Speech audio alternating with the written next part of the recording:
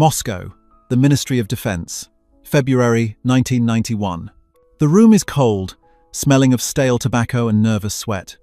It is deep winter in the Soviet Union, a season that mirrors the political frost creeping over the empire. But inside this windowless briefing room, the attention of the highest-ranking generals is not on the crumbling economy or the unrest in the Baltics.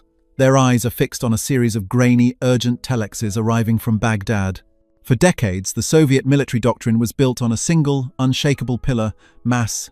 Thousands of tanks, protected by an impenetrable umbrella of surface-to-air missiles and radar-guided anti-aircraft guns. They believed that if NATO ever attacked, the sheer density of Soviet armor and air defense would grind the enemy into dust. They had exported this philosophy, and the hardware to back it up, to their client state, Iraq. The Iraqi military was the fourth largest in the world, a steel-plated fortress built on Soviet blueprints. It was supposed to be a meat grinder for the Americans. But the reports coming in from the Kuwaiti theater describe something impossible. It starts with a frantic transmission from an Iraqi Republican Guard commander stationed along the Saudi border. He is not reporting a high-altitude strike from invisible stealth bombers. He is not reporting a cruise missile barrage. He is screaming about a ghost. The transmission describes a column of T-72 tanks, the apex of Soviet export armor, being systematically dismantled. But the confusion lies in how they are dying. The Iraqi commander reports that his ZSU-234 Shilka units, radar-guided anti-aircraft tanks that pump out thousands of rounds per minute, are engaging a target at low altitude. By all laws of physics and ballistics, anything flying that low and that slow should be shredded instantly. The Shilka is designed specifically to turn low-flying aircraft into scrap metal. Yet the target does not fall. The report describes a dark, cross-shaped silhouette emerging from the smoke. It moves slowly, almost lethargically, ignoring the tracers arching toward it. It dives. A sound like tearing canvas brut erupts, a noise so loud it vibrates the hull of the command vehicle miles away. In seconds, a T-72 tank, a 40-ton beast of composite armor, erupts into a catastrophic fireball. The turret is tossed into the air like a toy. Then the silhouette turns. The Iraqi gunners pour fire into it. They see the round's impact. They see sparks fly off the fuselage. They see pieces of the wings shear off. The commander waits for the explosion, the inevitable crash that follows when a modern aircraft takes a direct hit from a 23mm cannon. But the machine does not crash. It rights itself. It climbs. And then, terrifyingly, it turns back around for another pass. In Moscow, the generals stare at the report. They check the translation. "It refused to die," the translator reads, his voice trembling. "We hit it. We saw it burn. But it kept flying. This is not supposed to happen. Modern aerial warfare is binary. You are either untouched or you are dead. Aircraft are fragile, filled with sensitive avionics and volatile fuel. A single golden BB, a stray bullet in the engine intake, brings down a $20 million jet. But this report speaks of an aircraft that treats anti-aircraft fire not as a death sentence, but as a nuisance. Another report comes in, this time from a different sector, a similar story. An Iraqi column pinned down, their heads kept low not by a supersonic fighter, but by a slow-moving predator that loiters over the battlefield for hours. The Iraqi soldiers are terrified. They call it the Whispering Death or simply the Cross. They claim they hit it with a shoulder-fired Igla missile, the Soviet answer to the Stinger, and the machine simply shrugged it off, trailing smoke but continuing to fire its cannon. Silence descends on the Moscow briefing room. Marshal Dmitry Yazov, the Minister of Defense, looks at the map of the Middle East. The Soviet Union has spent billions of rubles developing the MiG-29 aircraft and the Su-27 aircraft to counter American speed and agility. They spent decades perfecting the S-300 missile systems to shoot down high-flying bombers. They prepared for a war of speed, electronics, and altitude. They did not prepare for a brute. "What is it?" a general whispers. "Is it a new helicopter? A drone?" "No," an intelligence officer replies, sliding a grainy reconnaissance photo across the table. It shows a blurry shape, straight-winged, engines mounted high on the tail, looking more like a relic from the 1940s than a spaceship from the 1990s.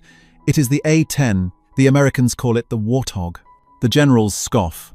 They know the A-10. They have seen the specs in Jane's Defense Weekly.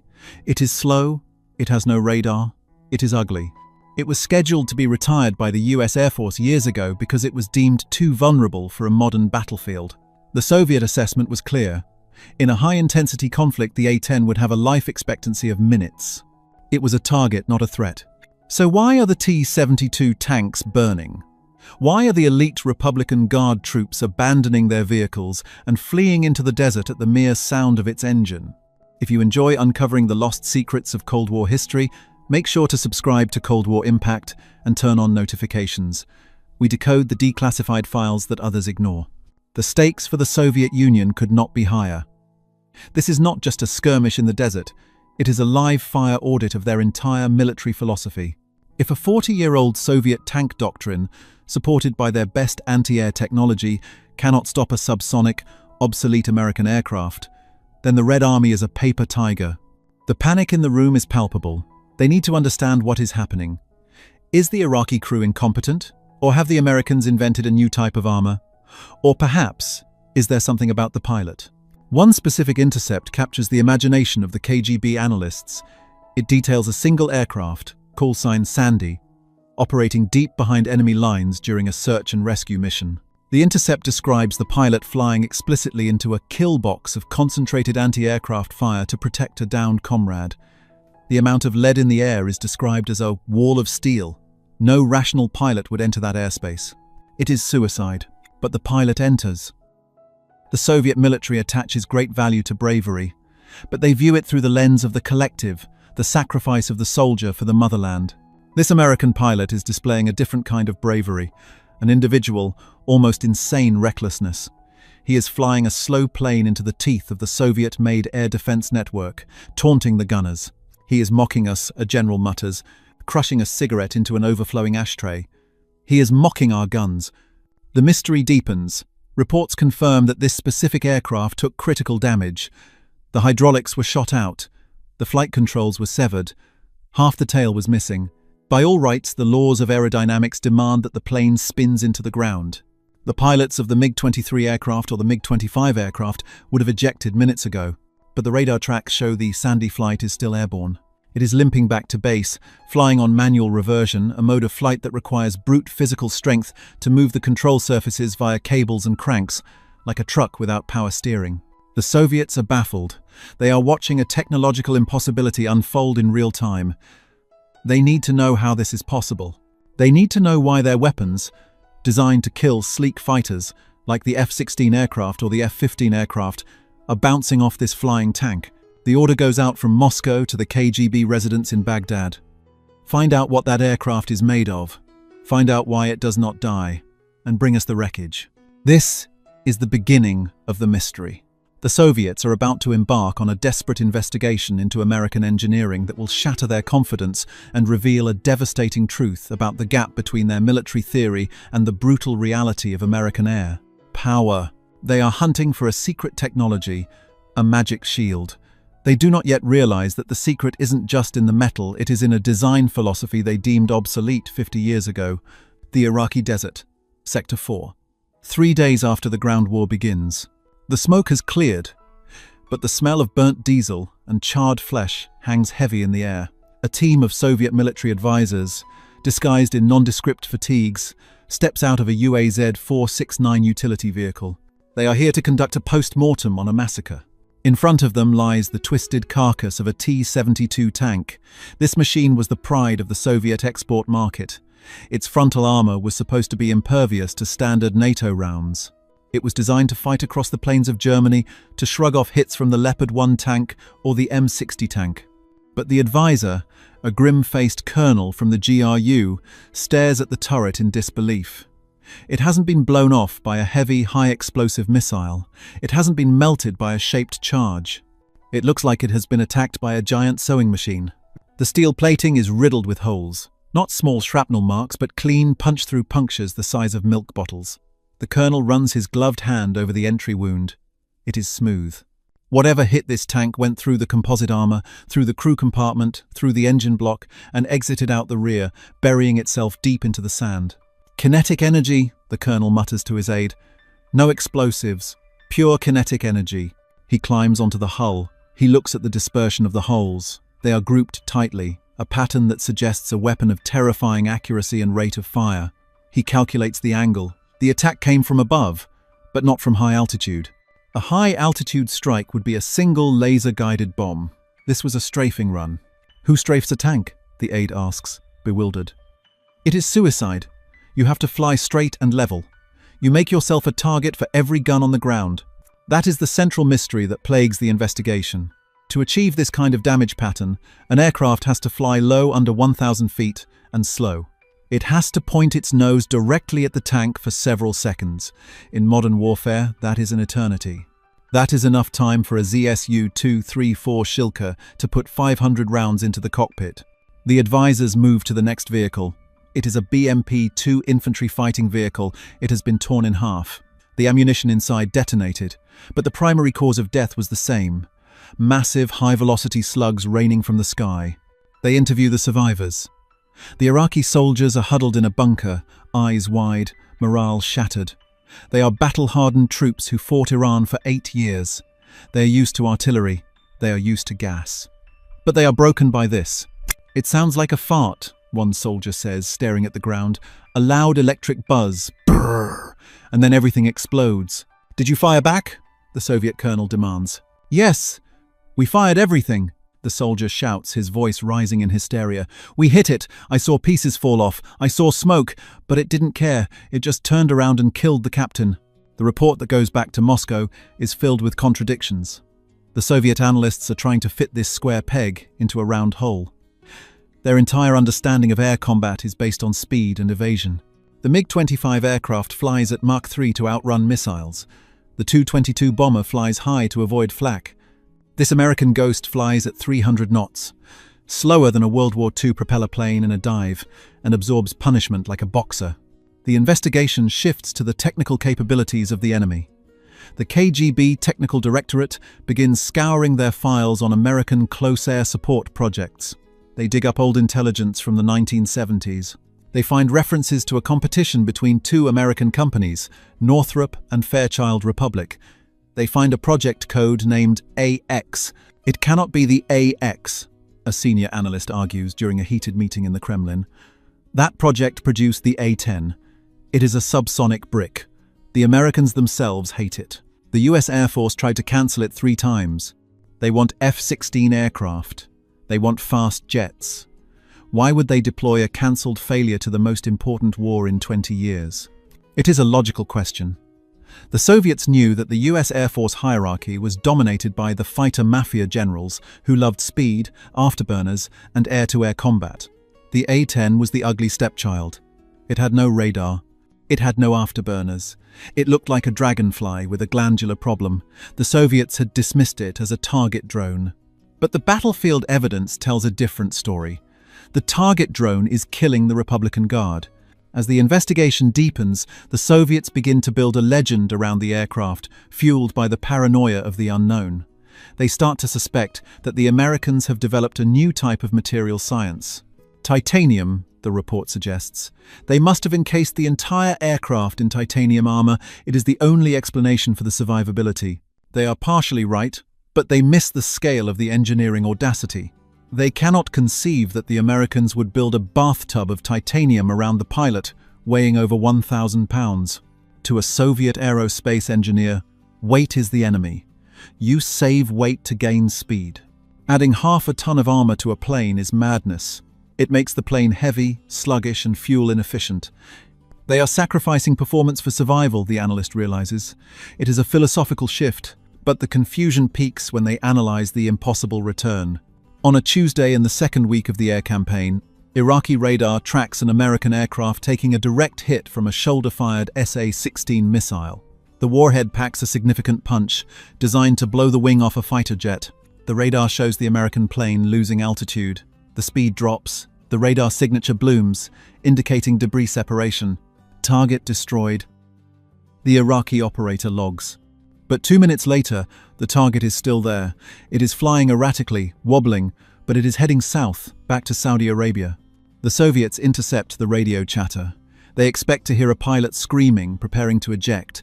Instead, they hear a calm, almost bored voice discussing hydraulic pressure. I have lost PC-1 and PC-2. the pilot says. Manual reversion is active. The Soviet translators freeze. Manual reversion? In the age of fly-by-wire systems, where computers make thousands of micro-adjustments per second to keep an unstable jet in the air, manual reversion is a concept from the history books. It means flying the plane with cables and pulleys, using sheer muscle power to move the heavy control surfaces against the slipstream. That is impossible, a Sukhoi Design Bureau consultant states flatly. If you lose hydraulics on a modern jet, you are a falling rock. You cannot fly a 10-ton jet with your biceps. They suspect it is a code. Manual reversion must be a code word for a backup electronic flight system, a secret computer brain that takes over. They cannot believe that the Americans have built a fail-safe so primitive, so mechanical, that it allows a pilot to wrestle a shattered plane home like a crippled tractor. The wrong conclusions pile up. The Soviets theorize that the A-10 pilots are on performance, enhancing stimulants to endure the stress. They theorize that the aircraft has a secret active protection system that shoots down missiles. It doesn't. They theorize that the engines have a magical heat suppression system because the heat-seeking missiles keep missing or locking onto the wrong part of the plane. They are overthinking it. They are looking for high-tech answers to a problem the Americans solved with low-tech genius. The paranoia reaches a fever pitch when the Highway of Death incident occurs. Thousands of retreating Iraqi vehicles are trapped on Highway 80. The A-10 aircraft descend like vultures. The carnage is so absolute, so total, that the Soviets watching the satellite imagery are horrified. This isn't war, it is industrial dismantling. The Soviet generals realize that their T-72 tanks, the iron fist of the Warsaw Pact, are obsolete not because they can't shoot, but because they are being hunted by a predator they cannot kill. They need to know the source of this power. They need to understand the weapon that is punching those holes. They have seen the plane, but they haven't seen the gun. The intelligence photos show a nose cone with 7 barrels, but the scale is hard to judge. It looks like a Gatling gun, the report says. But bigger. How much bigger? Moscow asks. We don't know, the Baghdad resident replies. But the soldiers say that when it fires, the plane actually slows down. That claim is dismissed as battlefield myth. Physics dictates that recoil cannot significantly affect the forward momentum of a jet aircraft. It sounds like a tall tale, a ghost story told by terrified conscripts. But the Soviets are about to learn that the myth is real. They are about to discover that the Americans didn't build a plane and put a gun on it. They built a gun, a weapon of monstrous proportions, and wrapped a plane around it. The investigation is over. The evidence is undeniable. The Soviets have underestimated the A-10 Warthog because they judged it by the metrics of the jet age speed and altitude. They failed to measure it by the only metric that matters in the mud and blood of the battlefield: lethality. Now, we shift our gaze across the ocean. While the Soviets were scrambling to explain the ghost in the desert, we go inside the secret meetings in the 1970s, where a group of rebels within the Pentagon fought to build this ugly, indestructible beast. The Pentagon, Arlington, Virginia, 1970. While the Soviet generals in 1991 were chasing ghosts in the desert, the true origin of their nightmare began 2 decades earlier, in the fluorescent-lit hallways of the Pentagon. And ironically, the Soviet suspicion that this weapon was a secret project was half right. It was a project that the US Air Force establishment tried desperately to kill. To understand why the A-10 Warthog terrified the Soviets, you have to understand what it replaced. In the 1960s, the American philosophy of air war was identical to the Soviet one. Speed is life. The Air Force wanted sleek, supersonic jets like the F-4 Phantom. They believed that if a plane flew fast enough, Mach 2, Mach 3, it was invincible. But the jungles of Vietnam shattered that illusion. Pilots flying supersonic jets found themselves useless when trying to support troops on the ground. They were too fast to see the target. They would streak over the jungle at 600 knots, drop a bomb, and miss by a football field. When they slowed down to aim, their fragile, high-tech jets were shot full of holes by peasants with AK-47 rifles. A small group of rebels inside the Pentagon, known as the Fighter Mafia, looked at the data and realized a hard truth. The Air Force had forgotten how to fight dirty. They needed a street brawler, not a ballerina. They launched the AX program. The requirements they wrote were an insult to modern aerodynamics. They didn't ask for speed. They didn't ask for stealth. They asked for a plane that could loiter over the battlefield for hours, fly under the weather, and most importantly, survive a direct hit from the very weapons the Soviets were mass-producing. The result was the Fairchild Republic A-10 Thunderbolt II. And when the engineers at Fairchild sat down to design it, they didn't start with the wings or the cockpit. They started with the gun. The Soviet analysts in Part 2 were puzzled by the sewing machine holes in their tanks. They couldn't understand what kind of weapon could punch through top armor with such kinetic violence. The answer was the GAU-8 Avenger. This is not a machine gun. It is a piece of artillery. The GAU-8 is a 7-barrel, 30mm Gatling cannon. It is the size of a Volkswagen Beetle. It weighs 4,000 pounds fully loaded. The ammunition drum alone is the size of a cement mixer. The bullets are not lead, they are depleted uranium dense, heavy metal that sharpens as it penetrates armor, turning the interior of a tank into a spray of molten metal. The engineers faced a physics problem that would have made a Soviet designer quit. The recoil of the gun was so powerful, 10,000 pounds of force, that it roughly equaled the thrust of one of the plane's engines. If they mounted the gun off-center, the recoil would spin the plane out of the sky every time the pilot pulled the trigger. So, they made a radical decision. They placed the gun exactly in the center line of the aircraft. They built the fuselage around the cannon. They moved the nose landing gear off to the side to make room for the barrel. This confirms the Soviet suspicion. The A-10 is not a plane with a gun attached. It is a flying gun. But firepower was only half the equation. The fighter mafia knew that to use this gun, the pilot had to get close point-blank range. That meant flying directly into the teeth of the ZSU-234 Shilka and the Igla missiles. This led to the second innovation that baffled the Soviets, the titanium bathtub. In the Soviet investigations, they theorized about titanium armor. They were right, but they underestimated the implementation. The American engineers built a 1,200-pound tub of titanium that encloses the lower part of the cockpit. The pilot sits inside this tub. It is designed to stop 23mm high-explosive rounds and 37mm shells. It is a medieval concept applied to the jet age. While other planes relied on electronic jamming and flares to avoid getting hit, the A-10 assumed it would get hit. It was built to take a punch. This philosophy of redundancy is what caused the impossible return witnessed by the Iraqi radar operators. The engineers at Fairchild looked at every way a plane could die, and they designed a backup. If the hydraulic system is shot out, there is a backup hydraulic system. If that one is shot out, there is a third system, a mechanical one. This is the manual reversion that the Soviet translators thought was a mistranslation. The A-10 has actual steel cables running from the stick to the control surfaces. If all power is lost, the pilot can fly the jet using raw muscle power, wrestling the wind. It is crude, it is exhausting, but it works. They place the engines high on the tail, shielding them from the heat seekers on the ground, using the tail wings themselves. They designed the engines to run even if the fan blades were shredded by shrapnel. They built the wings with a honeycomb structure so that even if a large chunk was blown off, the remaining structure would hold. The Soviet military machine was built on the concept of the exchange ratio. They accepted that they would lose tanks and planes, but they had more of them. The American A-10 flipped this logic. It was a force multiplier. One A-10 could stay in the fight after taking damage that would ground an entire squadron of MiG-29 aircraft.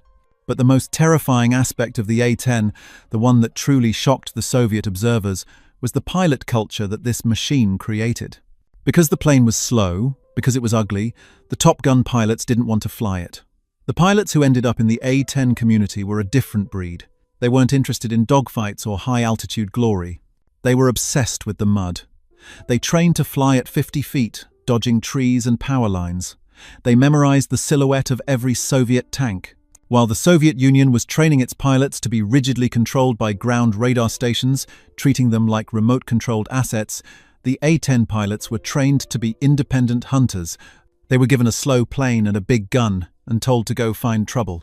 In 1991, the secret project from the 1970s was finally unleashed. The Soviets were looking for high-tech explanations, lasers, stealth, computer brains. They didn't realize they were facing a brute force solution to a high-tech problem. The Americans had brought a sledgehammer to a chess match. And as the ground war in Desert Storm intensified, the Soviets were about to get the reveal they had been dreading. The investigation was about to end, not with a report, but with a moment of clarity so shocking it would rewrite their military textbooks. Moscow. The Kremlin archives. March 1991. The war in the desert is ending, but the shockwave is just hitting the Kremlin. The investigation that began with confused reports of ghosts and indestructible planes has culminated in a final, devastating briefing. The mystery is solved, and the answer is far worse than the Soviet generals feared. The shock moment arrives not with a bang, but with a heavy metallic thud on a wooden table. A GRU intelligence officer places a single object in front of the gathered marshals. It is an inert 30mm shell recovered from the sands of Kuwait. It is not a bullet. It is a monstrous slug, the size of a human forearm, encased in aluminum but hiding a dense, dark secret at its core. "This is what is killing the tanks," the officer announces. "It is depleted uranium." A murmur of disbelief ripples through the room.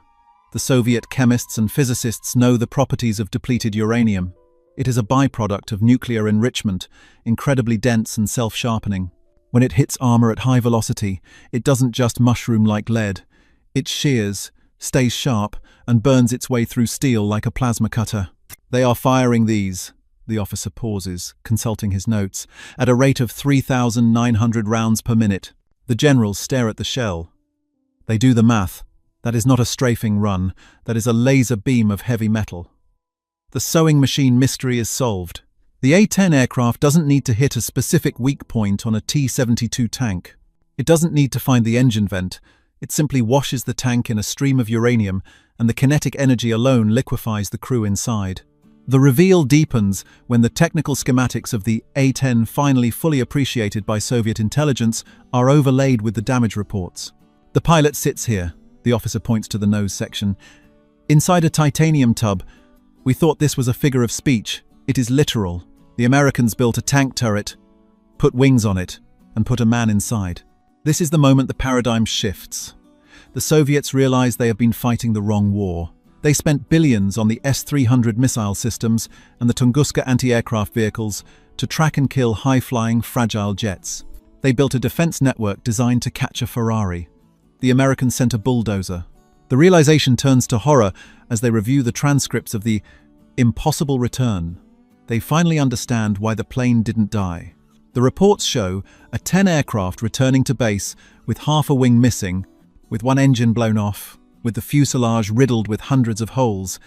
One specific photo, smuggled out of a US airbase, shows an A-10 Warthog sitting on the tarmac. It looks like a sieve. The tail is shredded. The hydraulics are gone.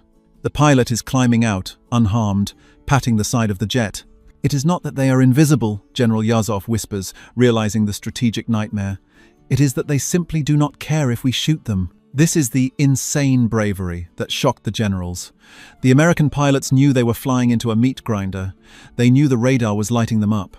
But they trusted the titanium bathtub and the redundancy of their machine so implicitly that they flew into the fire, not away from it. Desperate to save face and to save their Iraqi allies who were being slaughtered, the Soviet advisors in Baghdad had attempted one final, futile countermeasure. They had advised the Iraqi Air Force to deploy their interceptors. "Use the MiG-25 aircraft," the Soviets urged. "Use the MiG-29 aircraft. The A-10 is slow. It is a sitting duck for a supersonic fighter." On paper this made sense. A MiG-25 Foxbat can fly at Mach 3. An A-10 flies at 300 knots. It should be a slaughter. But the reality of the futile response was a humiliation.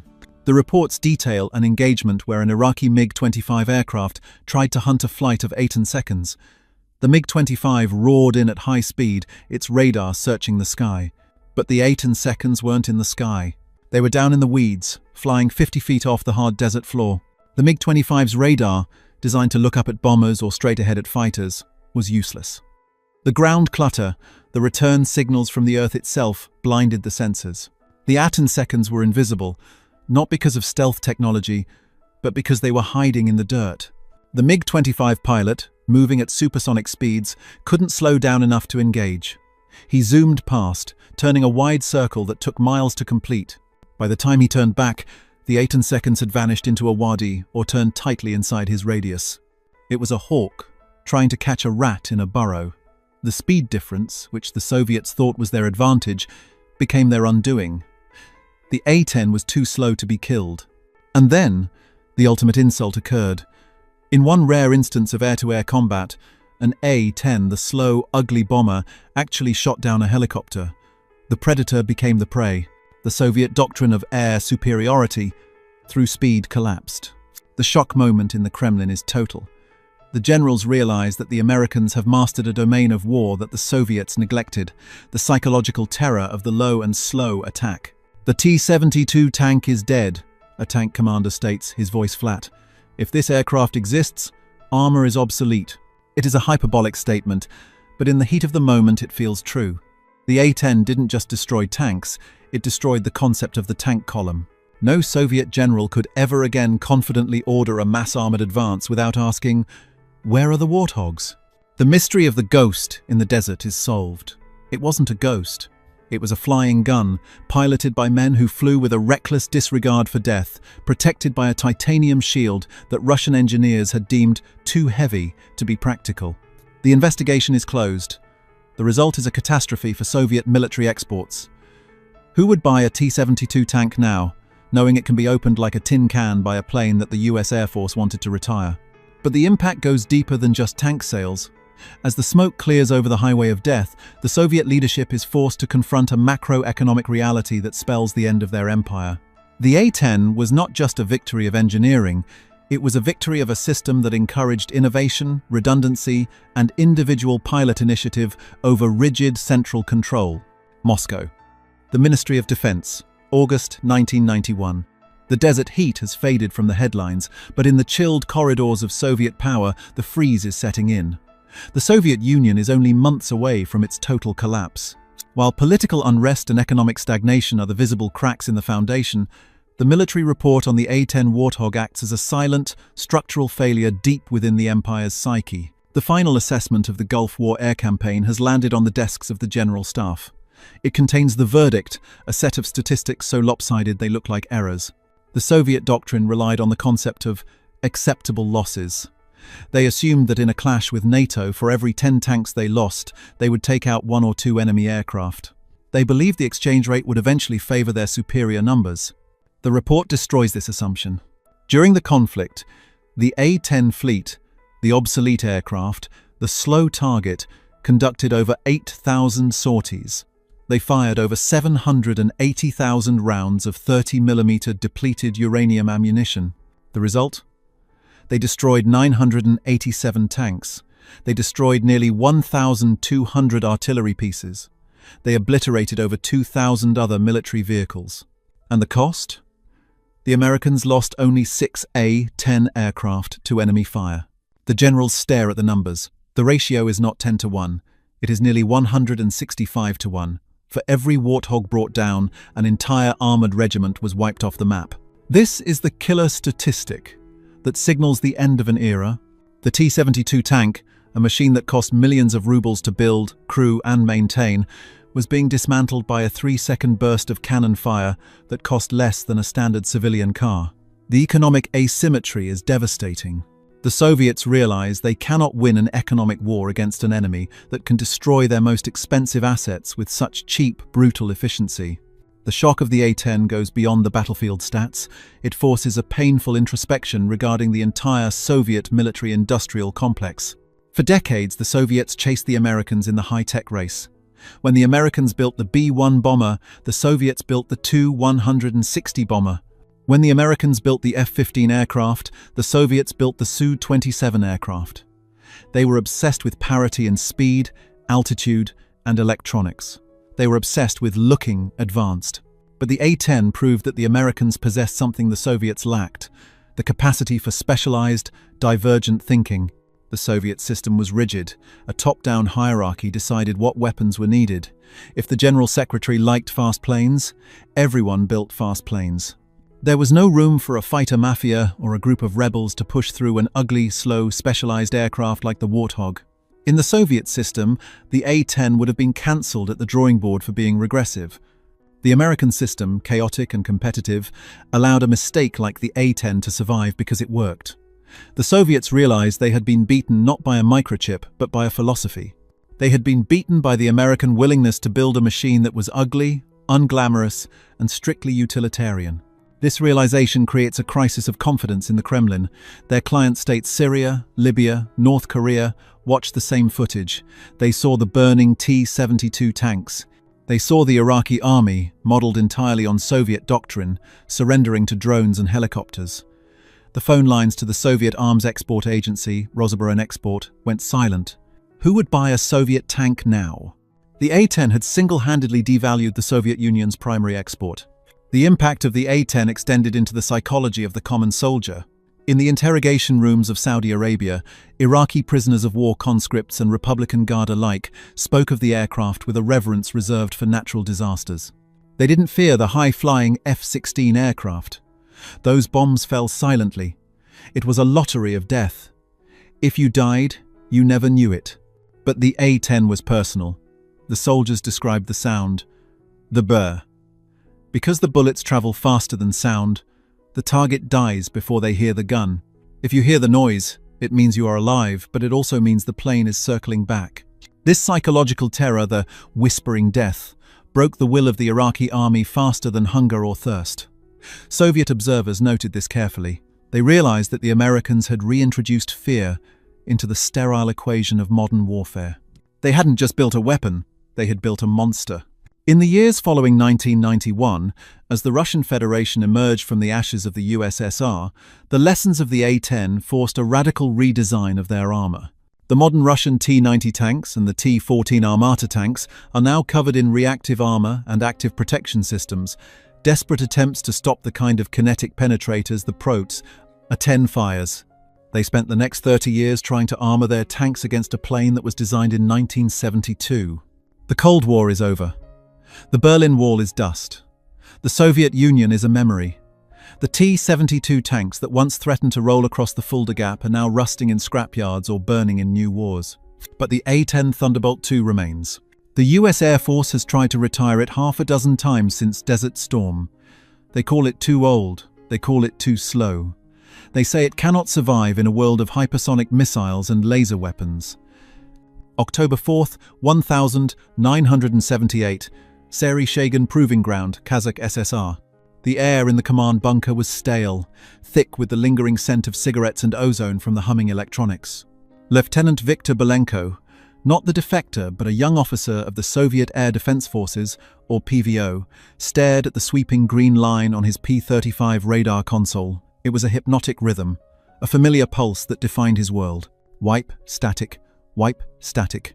For 6 hours this had been his universe.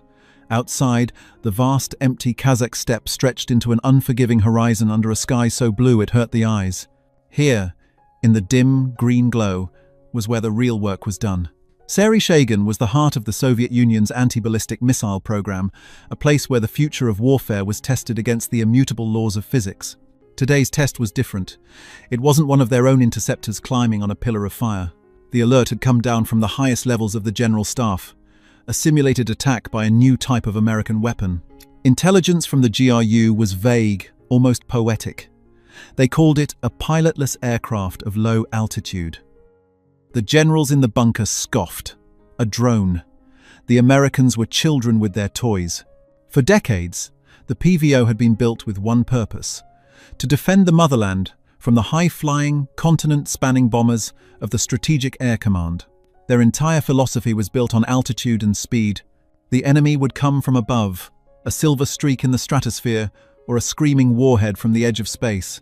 The PVO's shield was layered accordingly: thousands of interceptor aircraft, tens of thousands of surface-to-air missiles, and the world's largest network of early warning radars, all pointed up, watching the heavens. An older colonel, his chest, a billboard of service ribbons, leaned over Victor's shoulder, his breath smelling of strong tea. "Anything, Lieutenant?" "Nothing, Comrade Colonel," Victor replied, his eyes tracing the sweep. "The sky is clear, absolutely clear." The colonel grunted, a sound of supreme confidence. "As it should be. They can play their games in their deserts. Let them try to pierce the shield of the Rodina. They will find it is made of steel." The exercise was simple. The American weapon, launched from a simulated B-52 over the Caspian Sea, was to fly a pre-programmed route and strike a designated target, a decommissioned radar array standing skeletal and proud in the center of the proving ground. Victor's unit, along with a dozen others, formed a layered defense network. Their job was to detect, track, and simulate the destruction of the intruder. The hours ticked by. The designated flight time came and went. Nothing. No contact, no electronic emissions, no fleeting blip. The men in the bunker began to relax. Jokes were told. The American toy must have malfunctioned, crashed into the sea or the desert. It was a failure, a testament to the decadent, unreliable technology of the West.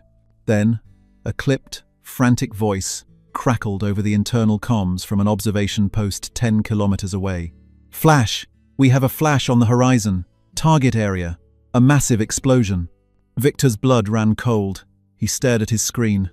The green line swept on, indifferent, clean, empty. He toggled the filters, boosted the gain, until the screen was a chaotic mess of ground clutter, trying to force a ghost out of the machine. Nothing. He checked the feeds from the adjacent radar posts. The same story. A perfect, unbroken chain of ignorance. The weapon had struck its target. It had flown for hundreds of kilometers through the most heavily defended airspace on the planet. And not a single radar, not one, had seen it. The colonel stood frozen behind him, the color draining from his face. The confident smirk was gone, replaced by a slack-jawed mask of utter disbelief. He looked from the pristine radar screen to the speaker, crackling with damage reports, and back again. The two realities could not coexist. It was a violation of the natural order. An attack had occurred, yet there was no attacker. A target was destroyed by a phantom.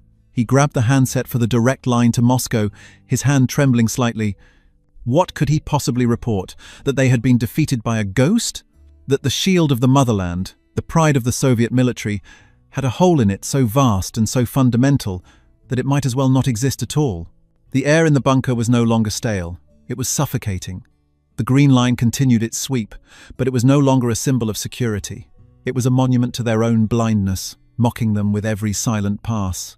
The weapon that accomplished this impossible feat was not a supersonic bomber or a ballistic missile. It was a Tomahawk cruise missile, a machine that would fundamentally alter the balance of the Cold War and shatter the Soviet Union's most deeply held military doctrines. The story of how it did so is a story of two opposing philosophies, one of brute force and one of subtle intellect. If you're fascinated by the hidden stories and technological shocks that defined the Cold War, you're in the right place. Subscribe to Cold War Impact to make sure you don't miss our deep dives into the events that shaped our world. To understand the depth of the shock that rippled out from Sergei that day, you first have to understand the Soviet mind. The Russian soul is defined by its land, vast, flat, and historically vulnerable to invasion. From the Mongols to Napoleon to Hitler, the lesson hammered into the national consciousness was that enemies come from across the plains. In the 20th century, that plane was tilted vertically into the sky. The new threat was the American bomber, an airborne invader capable of crossing continents to deliver nuclear annihilation. The Soviet response to this threat was a direct reflection of their history and ideology, a massive, centralized defense in depth. It was the Great Wall of China, reimagined for the atomic age. Beginning in the 1950s, the Soviet Union embarked on the most ambitious and expensive military construction project in human history, the creation of the Protivovozdushная obrona, or PVO. It was a force of staggering proportions. By the late 1970s, it comprised over 500,000 personnel. Its arsenal included more than 12,000 surface-to-air missile launchers at 1,200 sites. Its interceptor fleet numbered over 2,500 aircraft, from nimble Mi-21 seconds to the hulking, brutish Tu-128 Fiddler, the largest fighter aircraft ever built. Watching over all of this was a continent-spanning network of more than 7,000 early warning and tracking radars. This was a system built on scale. It was designed to throw up a wall of steel and fire so thick that no bomber could possibly penetrate it. Soviet military doctrine was obsessed with numbers, with mass. If a problem existed, the solution was to throw more men, more missiles, more concrete at it until the problem was crushed under the sheer weight of the response. Their doctrine was also obsessed with height. The American U-2 spy plane, flying at the edge of space, had been a profound insult to Soviet sovereignty in the 1950s. When Gary Powers was finally shot down in 1960, it was a moment of intense national pride. They had proven they could reach up and touch their enemies. This event hardened their thinking. The threat was high altitude. The solution was high-altitude interceptors and high-altitude SAMs. Their radar systems were optimized to detect targets against the clean, empty backdrop of the upper atmosphere. The low-altitude realm, the messy, cluttered world just above the treetops, was considered a secondary problem.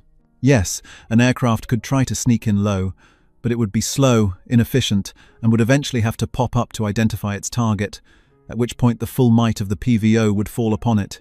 They believed they had every angle covered. It was a fortress mentality, a belief that with enough walls and enough guards, the motherland could be made impenetrable. Across the globe, the Americans were learning a very different lesson. The skies over Vietnam had been a crucible. American pilots, flying the most advanced aircraft in the world, found themselves being shot down in staggering numbers by Soviet-supplied SA-2 guideline missiles and radar-directed anti-aircraft artillery. For the first time, American air power, the symbol of its technological supremacy, had been seriously challenged and often defeated. The North Vietnamese, with Soviet guidance, had created their own version of a layered air defense system, and it was lethally effective. The American response to this was not to simply build faster, higher-flying planes. That was an evolutionary dead end, a costly game of cat and mouse they were no longer guaranteed to win. Instead, a revolution in thinking began to take shape in the secret laboratories of the Pentagon's Defense Advanced Research Projects Agency, or DARPA. The question was no longer, how do we fight our way through the enemy's defenses? The question became, how do we make their defenses irrelevant? The answer was to disappear. The concept was elegant in its simplicity, but breathtakingly complex in its execution. The idea was to create a new kind of weapon, small, unmanned, and most importantly, capable of flying so low that it would be functionally invisible. It wouldn't climb to the heavens, it would hug the earth. It would navigate not by looking at the stars but by feeling the ground beneath it. This was the birth of the modern cruise missile. The key technology that unlocked this capability was called TERCOM, or terrain contour matching. It was a stroke of genius. An aircraft, like a B-52, would fly over a stretch of terrain in the United States, its downward-looking radar meticulously mapping the unique contours of the land. This digital map, a strip of landscape, would be loaded into the missile's guidance system. When launched, the missile would fly to a predetermined point, then switch on its own radar altimeter. It would read the profile of the ground it was flying over and compare it to the map stored in its memory. By matching the contours, the missile knew exactly where it was with incredible precision. It could make turns, follow riverbeds, and hug the terrain with terrifying intimacy, often flying less than 100 feet above the ground. To a conventional radar system, it was a ghost. The massive Soviet radars were designed to filter out ground clutter, the electronic noise created by hills, trees, and buildings. A cruise missile, flying within that clutter, never registered as a distinct target.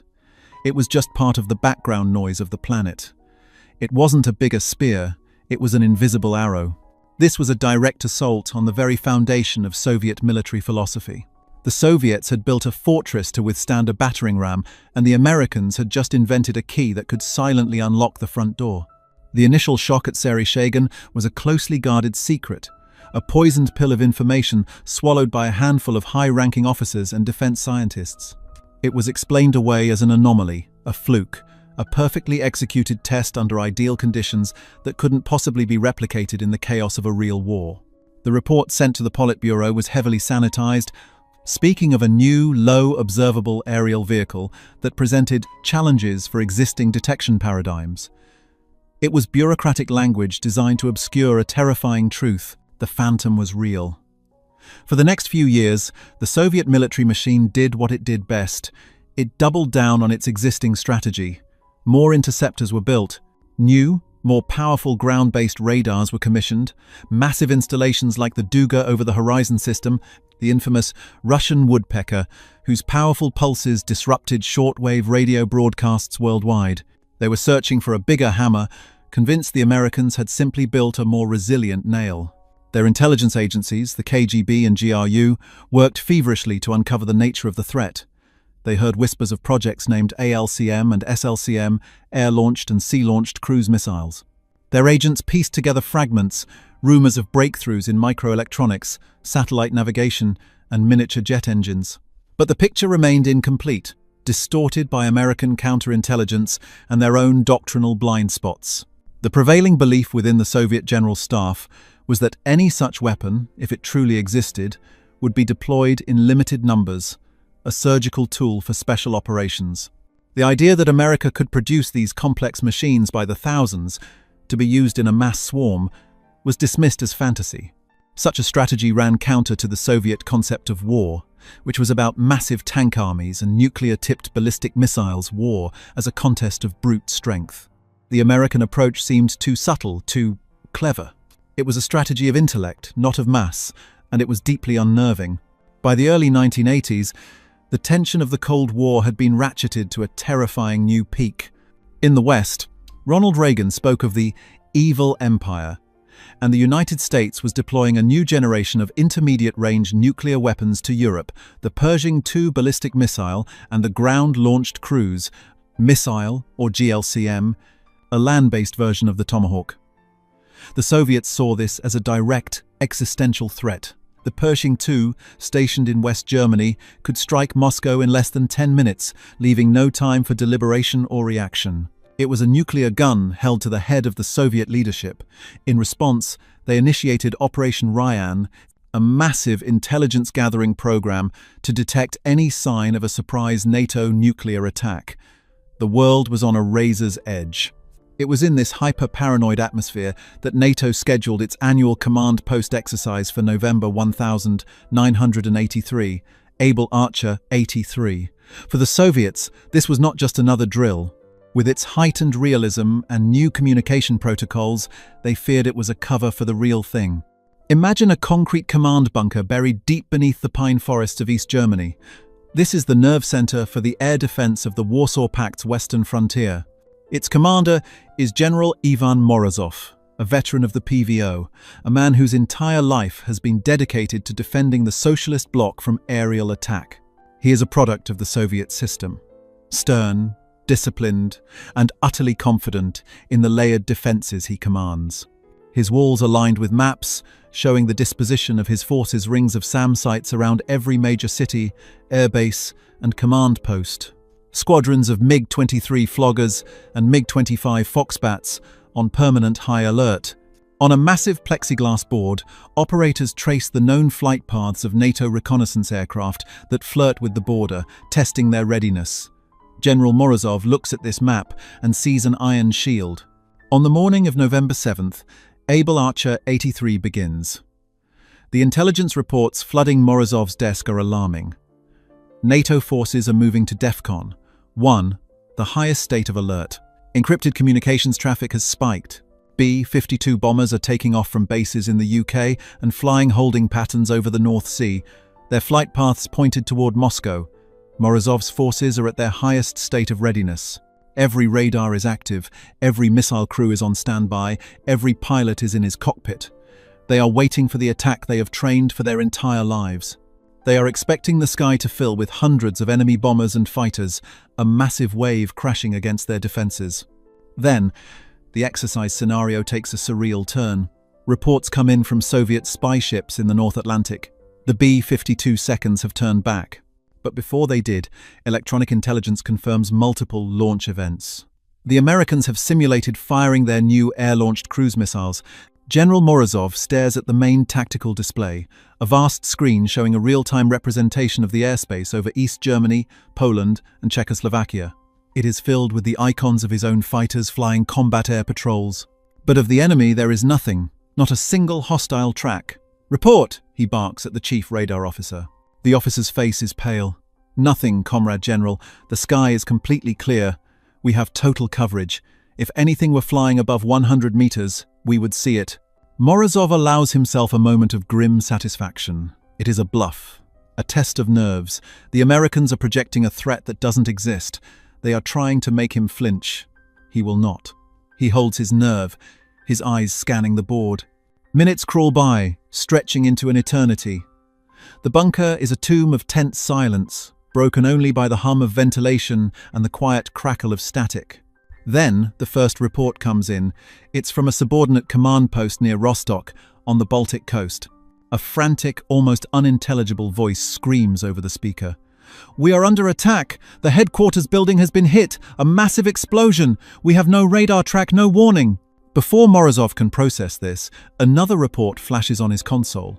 A simulated hit on the primary runway at an interceptor base near Dresden. Then another, a key communications node outside Prague, a SAM battery command center in Poland. Within 15 minutes, the map on his wall is blinking with dozens of red lights, each one representing a critical target that has been successfully destroyed. The pattern is sickeningly clear. It is a decapitation strike. They are not targeting cities, they are systematically dismantling his ability to command and fight. The general stands paralyzed, his mind unable to reconcile the information. The tactical display in front of him shows an empty sky. The map on his wall shows a defense network being torn to shreds. He feels a wave of vertigo, as if the floor of the bunker has dropped away. His officers are looking at him, their faces a mixture of confusion and terror. They are seeing the same thing, irrefutable proof of their own annihilation, without a single piece of evidence of an attacker. The shield had not been broken, it had been bypassed. The enemy hadn't battered down the gates of the fortress. They had simply walked through the walls as if they weren't there. The immediate aftermath was a cascade of systemic failure. Morozov's first panicked instinct was that this was the beginning of a real nuclear war. He had to assume the red lights represented actual nuclear detonations. But there was no corresponding seismic data, no reports of EMP effects, no radiation alarms. It was a conventional attack of impossible precision and impossible stealth. His frantic calls to Moscow were met with confusion. The Supreme Command saw the same thing he did on their master plot: nothing. They demanded an explanation for the chaos, for the collapse of his command structure. Accusations began to fly. Was it equipment malfunction? Had his men fallen asleep at their posts? Was it sabotage by Western special forces? The very idea of a swarm of hundreds of small, terrain-hugging missiles was so fundamentally alien to their entire warfighting philosophy that it was the last possibility considered, not the first. Theirs was a system built to stop a sledgehammer, and they had just been dismantled by 1,000 needles. In the desperate hours that followed, as the exercise continued and more key nodes in the Warsaw Pact's nervous system winked out of existence, a horrifying realization began to dawn in the minds of men like Morozov. It wasn't a failure of their men or their machines in the conventional sense. Their radars were working perfectly. Their missiles were ready. The failure was in their imagination. They had prepared for the war of the last generation, and in doing so, had left themselves utterly defenseless against the war of the next. The cracks appearing were not just in their defense network, but in the very foundation of their confidence in Soviet power. The aftershocks of Able Archer 83 did not lead to war, but they sent a seismic tremor through the foundations of Soviet military thought. The exercise had been a simulation, but the vulnerability it exposed was terrifyingly real. What had once been a theoretical capability, a ghost story told in intelligence reports, was now hardening into a deployed operational reality. Throughout the mid-1980s, the United States didn't just build a few cruise missiles. It began to mass-produce them with the relentless efficiency of an industrial titan. The numbers were staggering, a testament to a different kind of warfare, one of mass-produced intelligence. By 1985, thousands of Tomahawks and ALCMs were rolling off assembly lines. This wasn't a silver bullet, it was a silver flood. This new weapon was systematically integrated into every arm of the American military, creating a strategic nightmare for Soviet planners. The threat was no longer just the B-52 bomber flying over the Arctic. Now, the threat was everywhere. It was on the wings and in the bomb bays of B-52 seconds, which were modified to carry up to 20 cruise missiles each, transforming them from penetrating bombers into flying launch platforms that could stand off hundreds of miles from Soviet airspace. The threat was on the decks of refurbished Iowa-class battleships and Ticonderoga-class cruisers, whose armoured box launchers gave them the ability to project precision power deep into the Eurasian landmass.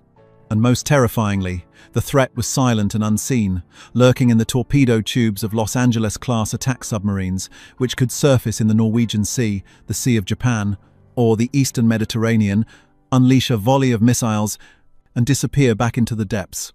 For the Soviet Union, this was a fundamental unraveling of their entire defensive posture. Their fortress was designed with clear walls and defined approaches. They had spent 40 years and untold trillions of rubles building a layered defense to stop an attack from the north and west. Now, the Americans could launch an attack from any point on the compass. A submarine in the Indian Ocean could launch tomahawks that would fly over Afghanistan to strike targets in Soviet Central Asia. A cruiser in the Black Sea could cripple the command centers of the Southern Front. The fortress no longer had walls, it was a sandcastle surrounded by a rising tide. The relentless application of this technology created a new, persistent pattern of pressure. Every Soviet military asset, no matter how far from the front lines, was now potentially a frontline target. Consider the perspective of a Soviet naval admiral in the early 1980s. A man like Admiral Sergei Gorshkov's chosen successors, who had built the modern Soviet Navy into a blue water force. Picture him on the bridge of the Kirov, the lead ship of a new class of nuclear-powered battlecruisers. It is a vessel of monstrous power, the largest surface combatant built since the Second World War. Its decks bristle with weapons, but its pride is the battery of 20 P-700 Granite anti-ship missiles. Nicknamed Shipwreck by NATO, each Granite is the size of a small airplane, weighs 7 tons, and travels at over 2.5 times the speed of sound. They are designed to hunt and kill American aircraft carriers in a massive, coordinated strike. This is the Soviet philosophy made manifest in steel, overwhelming, high-speed brute force. The admiral looks at his ship, at his fleet, and sees the pinnacle of naval power. Then comes the wargame. A NATO fleet, led by the refurbished battleship USS Iowa, enters the Baltic Sea. The admiral's plan is simple. He will use his land-based Tu-22M backfire bombers to weaken the enemy fleet, then his own battle group will close in for the kill with the Granite missiles. But the American fleet doesn't seek a naval battle. It stays just outside the range of his bombers, shielded by its own air cover. Then, the reports begin to trickle in, at first confusing, then horrifying. His primary naval air station outside Kaliningrad has been hit. The runways are cratered. The command center is a smoking ruin. Then, the fleet's main communications hub is taken out. Then, the primary ammunition depot. The attacks are not coming from the air, but from the sea. The USS Iowa and its escorts have launched a volley of Tomahawk land attack cruise missiles. These subsonic, unassuming weapons fly low over Polish territory, following river valleys and highways, completely invisible to the fleet's radars. They aren't targeting his ships, they are targeting his ability to support his ships. The admiral stands on his bridge, surrounded by the most powerful anti-ship missiles in the world, and realizes he is utterly impotent. His 7-ton supersonic shipwreck missiles are useless against a 100-foot-high threat that is systematically dismantling his land-based infrastructure. He is the master of a sea he can no longer operate from. His mighty battlecruiser has been transformed from a weapon of war into a gilded cage, trapped in a sea of his own making, cut off from his base, his communications, and his supply lines. The Americans haven't sunk a single one of his ships, but they have defeated his entire fleet. The quiet, subsonic Tomahawk has neutralized the loud, supersonic Granite without ever meeting it in battle. It is a victory of strategy over brute force, of intellect over mass. As the Soviets absorbed the naval implications, the PVO was desperately trying to adapt. The silent radars of 1,978 and 1,983 were a source of deep institutional shame. The solution, they believed, was a new generation of surface-to-air missiles. The crowning achievement of this effort was the S-300P, known to NATO as the A-10 Grumble. It was a quantum leap over its predecessors. Mobile, with powerful phased-array radars and vertically launched missiles, it was specifically designed to counter low-flying targets and cruise missiles. Where batteries of the new S-300 were deployed, a sense of confidence returned. The PVO finally had a weapon that could see in the dark. Now, imagine you are a PVO colonel in 1986, commanding one of the first S-300 regiments deployed to protect a vital nuclear command bunker deep inside Ukraine. Your equipment is the best the Soviet Union can produce. Your crews are hand-picked. During training exercises, you have successfully detected and simulated intercepts of low-flying drones. You believe the gap has been closed. During a major Warsaw Pact exercise, your superiors inform you that your sector will be the subject of a simulated cruise missile attack. This is your moment to prove the worth of your new system. Your radars come alive, their powerful beams scanning the horizon. You are watching for a threat coming from the west, over the plains of Poland. But the attack doesn't come from the west. The intelligence injected into the exercise reveals the missiles were launched by submarines in the Black Sea. They cross the coast and begin their journey north. but they don't fly in a straight line. Their pre-programmed Turcom map guides them not over the flat, easily observed plains, but down the winding, cliff-lined channel of the Dniester River. They fly for over 100 kilometers, nestled deep within the river valley, shielded by the terrain on both sides. Your powerful phased array radar, positioned on a hill 20 kilometers from the river, cannot see into the valley. Its beams go straight out, hitting the top of the far cliff. The entire attack corridor is in a massive radar shadow, a blind spot created by the planet itself. The missiles are not electronically invisible, they are physically hidden. By the time they emerge from the river valley for their final dash to the target, they are inside your minimum engagement range. Your system, capable of hitting a target 200 kilometers away, is useless against a threat that is already inside your house. The red lights flash on the command board. Your vital command bunker has been neutralized. You have failed. Your multi-billion ruble system was not jammed, not destroyed, and not outmaneuvered. It was simply irrelevant. Through these repeated encounters, in war games and intelligence analyses, a single object was becoming the symbol of this new, terrifying reality, the missile itself. In Red Square, the Soviets paraded their giant, intimidating ICBMs, massive, multi-wheeled vehicles carrying weapons of apocalyptic power.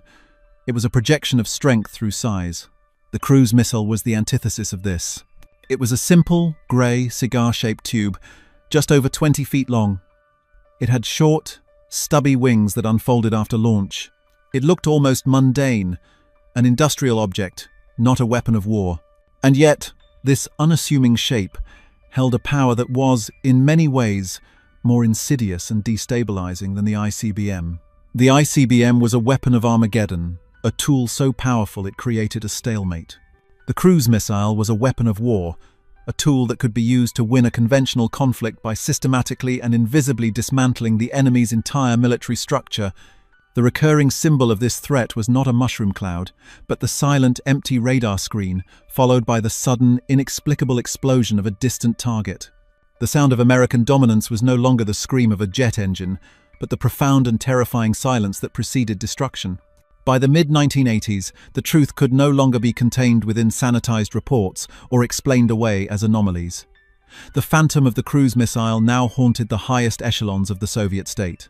In the cavernous, wood-paneled meeting rooms of the Ministry of Defense on Frunzenskaya embankment, the mood had shifted from supreme confidence to a quiet, gnawing anxiety. Here, the marshals of the Soviet Union, men with faces carved from granite and chests heavy with gold stars, looked at maps that told a story of profound vulnerability. The red lines representing the PVO's missile engagement zones, once a comforting blanket of security, now looked like a tattered net, full of holes so large a fleet of ghosts could sail through them. Marshal Sergei Sokolov, the Minister of Defense, a man who had earned his Hero of the Soviet Union star fighting the Nazis, convened a special session of the General Staff. The subject was singular: the low-altitude aerodynamic threat. The intelligence from the GRU was now undeniable. They had photographs, satellite imagery, and technical specifications. They knew the names Tomahawk, ALCM. They understood the guidance system, Turcom, even if they couldn't yet replicate it. An elderly general from the Strategic Rocket Forces, a man accustomed to thinking in terms of megatons and 30-minute flight times, stood to speak. "Comrade Minister," he began, his voice raspy, "we have spent 40 years preparing for a duel of titans. We have built the sword and shield for that duel, but the Americans have refused to fight it. They have created a weapon of 1,000 cuts. It does not seek to break our shield. It seeks to bleed us to death from behind it." His words hung in the air. That was the dawning truth. The cruise missile wasn't just a new bomber or a faster missile. It was a complete paradigm shift. It was an asymmetric weapon that attacked the very foundations of the Soviet system. Their military was centralized, rigid, and built around defending known assets from predictable attack vectors. The American system was now decentralized, flexible, and could attack from anywhere, at any time. The marshals realized they weren't just facing a technological gap, they were facing a philosophical one. The Americans had weaponized geography and microprocessing, turning the vastness of the Soviet Union, once its greatest defense, into its greatest vulnerability. The realization settled upon them with the cold weight of lead. Their entire multi-trillion ruble air defense network, the pride of the nation, was at risk of becoming a magnificent, obsolete irrelevance. What followed was a desperate, almost frantic, series of countermeasures, a nationwide scramble to plug the holes in the shield. The first and most promising solution was to take the hunt for the missile off the ground and into the air. If ground radars were blinded by terrain, then the solution was an eye in the sky. This thinking gave birth to two of the most formidable aircraft of the late Cold War. The first was the Mikoyan MiG-31 Foxhound. It was an evolution of the high-speed MiG-25, but redesigned for a completely different mission. Its heart was the Zaslon S-800, the world's first electronically scanned phased array radar to be fitted to a fighter. This powerful radar gave the MiG-31 a true look-down divided by shoot-down capability, allowing it to detect and fire upon small targets like cruise missiles flying against the clutter of the ground below. Working in concert with the MiG-31 was the Beriev A-50 mainstay, the Soviet answer to the American E-3 Sentry AWACS. This lumbering Ilyushin Il-76 transport plane, with a massive rotating radome on its back, was a flying command post, capable of tracking hundreds of targets and directing interceptors to their kill. The plan was strategically simple: create airborne barriers. Flights of A-52s would patrol the northern and western approaches, their powerful radars scanning hundreds of miles out. When they detected a swarm of inbound cruise missiles, they would vector in squadrons of MiG-31s to engage them with long-range air-to-air missiles. On paper, it was a sound strategy. In reality, it revealed the crippling limitations of the Soviet system. The Soviet Union spanned 11 time zones. Its border was over 60,000 kilometers long. To effectively patrol every potential low-level ingress route would require thousands of MiG-31s and hundreds of A-50s flying around the clock. These were not cheap aircraft. They were incredibly complex and ruinously expensive to build and operate. The Americans could build 10 Tomahawks for the cost of a single MiG-31 sortie. The Soviets were forced into an economic death spiral. They were spending billions of rubles to build a new airborne shield to protect their old ground-based one, bankrupted by an enemy that was cheap, numerous, and expendable. Simultaneously, they tried to reinforce their ground defenses, creating point defense umbrellas around their most critical assets. If they couldn't defend the entire country, they would at least defend the Kremlin, the ICBM silos, and the key command bunkers. This led to the rapid development of systems like the Tor, SA-15 Gauntlet, and the two K-22 Tunguska, sophisticated mobile platforms combining radar, computers, and missiles or cannons designed specifically to shoot down precision weapons. But this too was a losing game. For every high-value target they managed to protect, there were 10 others left vulnerable. The Americans, with their superior satellite intelligence, would always know which targets were defended and which were not. The initiative remained entirely with the attacker. The final, most desperate effort was to steal the technology. The GRU launched a global campaign to acquire a Tomahawk. In 1985, their wish was partially granted when several US Navy Tomahawks, fired in a test, malfunctioned and crashed on Finnish territory. Soviet agents swarmed the region, but American and Finnish teams recovered most of the wreckage first. Still, the Soviets got their hands on fragments, on pieces of the guidance system and the engine. What they found only deepened their despair. The microelectronics were a generation ahead of their own. The software for the Tercom guidance was a labyrinth of complex algorithms they could barely comprehend, let alone replicate. They had the hardware, but they didn't have the digital soul that made it work. They were mechanics in a world that had moved on to software engineering. The psychological impact of this relentless, invisible threat spread like a cancer through the ranks of the PVO. For a generation, PVO crews had been the elite, the sentinels of the motherland. Their work was a source of immense pride. Now, it was a source of constant, gnawing dread. An interceptor pilot, sitting in his cockpit on alert, no longer scanned the high-altitude corridors with confidence.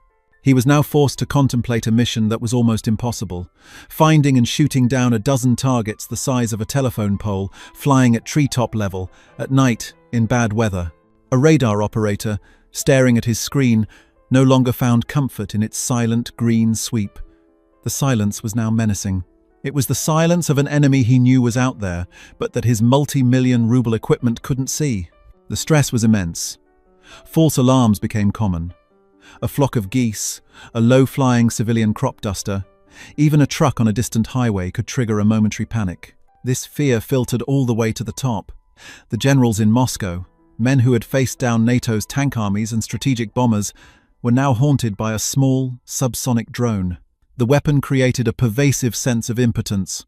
It engendered a belief that the Americans could strike them at will, with impunity, and there was little they could do to stop it. This wasn't just a military problem, it was an ideological one. The core promise of the Soviet state to its people was security, a guarantee that the horrors of the Second World War would never again be visited upon their soil.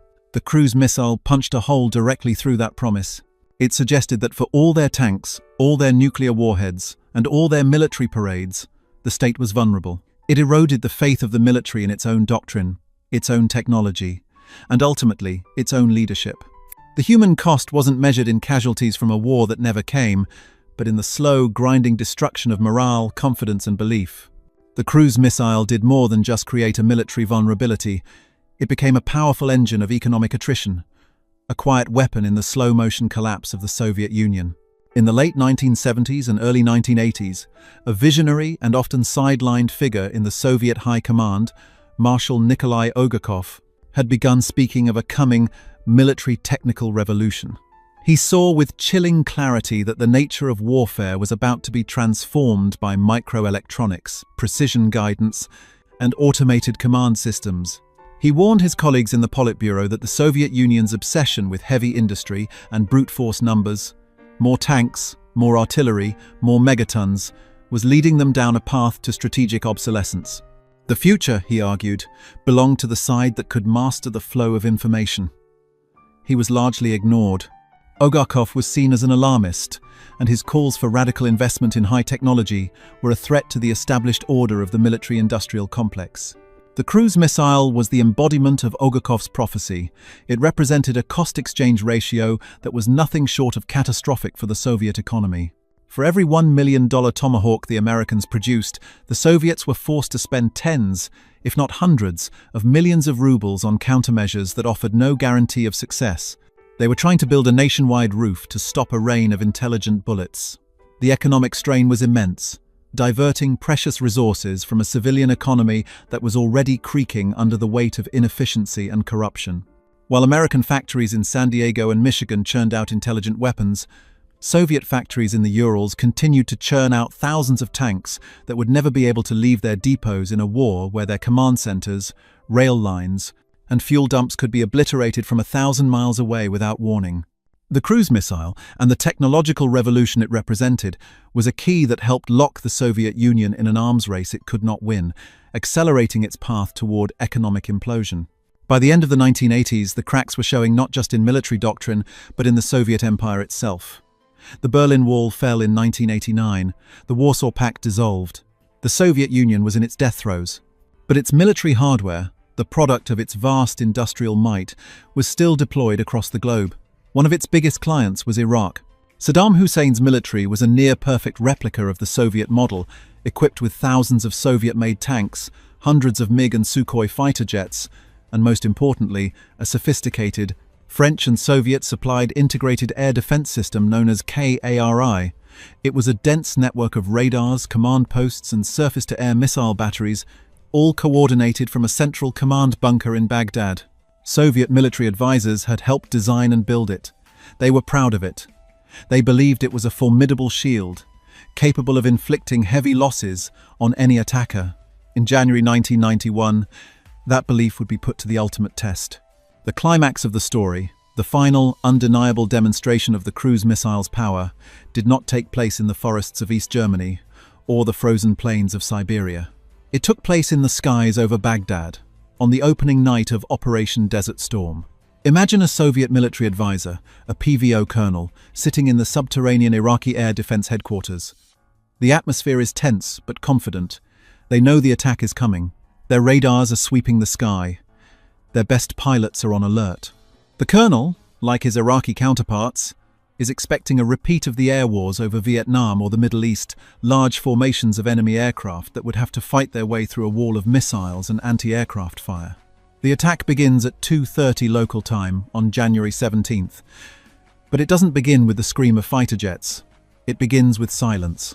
The first indication that something is wrong is when the main telecommunications tower in Baghdad, the hub for all military and civilian communications, simply goes dark. A flash on the horizon, a rumble that shakes the bunker, and on the command board, an entire section of the national grid winks out. Then, another key node goes down, then another. The Iraqi commanders are shouting into dead telephones. Within minutes, the entire Qari air defense system is being systematically blinded and deafened. Key radar installations, SAM command centers and communications relays are being hit with pinpoint precision. And all the while, the master radar plot in the Baghdad bunker remains utterly, terrifyingly empty. The Soviet advisor watches this unfold with a dawning, sickening horror. He has seen this before. This is Able Archer 83, but it is not an exercise. This is real. These are notional red lights on a map. This is the live, systematic destruction of a modern air defense network. He and the entire world could look up at the television screens, where CNN reporters Peter Arnett and Bernard Shaw were broadcasting live from their hotel room as green tracers from panicked anti-aircraft gunners filled the night sky, firing blindly at an enemy they could not see. The explosions rocking the city were not random. They were the sound of Tomahawk cruise missiles, launched from warships hundreds of miles away in the Persian Gulf and the Red Sea, arriving at their pre-programmed targets with an accuracy of under 10 meters. One famous video clip would later show a Tomahawk flying down a street in Baghdad, making a right-hand turn at an intersection and continuing on to its target. The Phantom had finally shown its face to the world, and it was a face of implacable, automated precision. The reports that flowed back to the crumbling government in Moscow from their advisors in Iraq were a eulogy for the Soviet way of war. They confirmed that 100 cruise missiles, in the first hour of the war, had achieved what 1,000 bombers might have failed to do. They had completely paralyzed the enemy's nervous system. The mighty Iraqi military was rendered deaf, dumb, and blind before the first coalition aircraft ever crossed the border.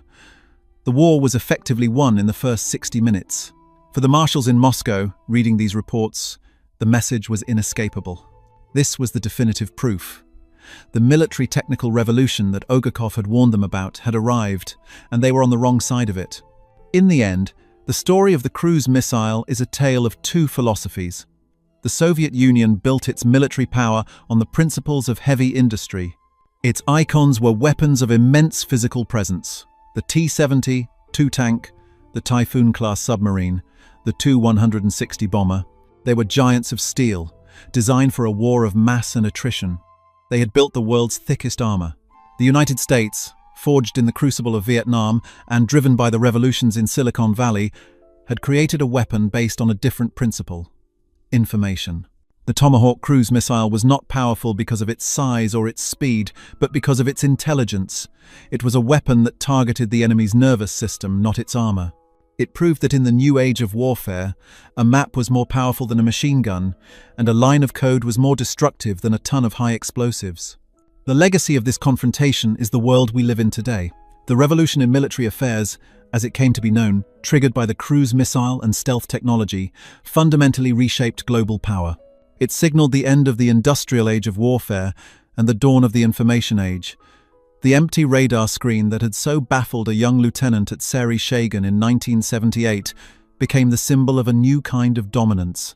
It was a dominance based not on outnumbering the enemy, but on outthinking them. The laughter and mockery that greeted the P-47 Thunderbolt in 1943 found its echo in the confident scoffing of the Soviet generals in the 1970s.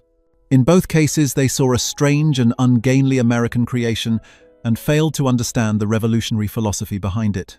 And in both cases, that failure of imagination led them down a path to inevitable systemic defeat. The quiet, grey, unassuming cruise missile didn't just fly below radar, it flew below the threshold of Soviet comprehension, and in doing so, it helped bring an empire to its knees.